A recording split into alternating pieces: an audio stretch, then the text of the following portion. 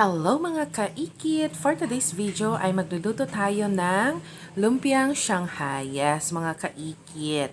Hindi na masyadong maraming harina, kundi pure pork ang ilalagay natin mga kaikit. Mas masarap na lumpiang Shanghai. Ayan! So, let's start mga kaikit. Nagtadtad ako ng laman ng baboy mga kaikit. So, pork laman yan. Tad lang mga kaikit kasi nga, wala kaming, ano bang tawag ng mga kaikit? Yung pinang-grind ng mga anelwanchi, karne-karne, carrots, tapos sibuyas, ganon. Oo, ewan ko, nakalimutan ko kung anong tawag doon mga kaikit. But then, ayan, nilagyan ko na siya ng bawang and sibuyas. Tinadtad na rin niya ni mother. And then, yung carrots is grenade niya na mga kaikit. So, ayan. Ihalo-halo mo lang siya, kiwar-kiwari ng maigi. O, diba? Ang ingay ng motor sa background. So, dinagdagan ko siya ng asukal na konti, mga kaikit. Mga 1.5 lang yan. Tapos, konting soy sauce. Oo, tansya-tansya lahat yan, mga kaikit. Wala akong ibibigay sa inyo kung anong tamang measurement. Oo, yun, mga kaikit. O, diba? Super provincia kasi nga, may narinig pa kayong manok. So, ayun. Going back sa ating video, mga kaikitis, nilalagay ko siya or nilalagyan ko siya ng paminta.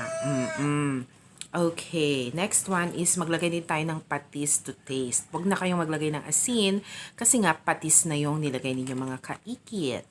Okay. Afterwards is lalagyan natin siya ng harina. Konting harina lang yan mga kaikit, mga 4. Of course, ang gagamitin natin ay ang ating mahiwagang kamay. Oo. Masahin. Ano bang tawag dyan? Ikiwar-kiwar gamit ang kamay para mas maganda. So, ayan. After nating makiwar-kiwar mga kaikit is, ano ba yung ilalagay natin? Ayan. Okay. So, ayan na. Kapag nakiwar na pala, okay na pala yun mga kaikit. And dito sa part na to is si mother ay nagbabalot na siya ng lumpia. Ayan, lumpiang Shanghai, ganyan. Yan yung pinakamatagal na part kasi mga kaikit ang pagbabalot ng ating lumpia.